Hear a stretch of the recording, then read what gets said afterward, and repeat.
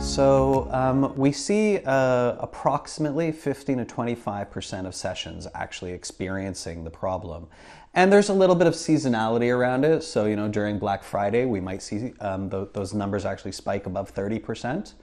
You know, for travel and transport, it might be more applicable during the holiday periods. But generally speaking, those are the numbers. And that's actually across 2 billion sessions a week that we actually analyze across all of our customers globally. It's a big number.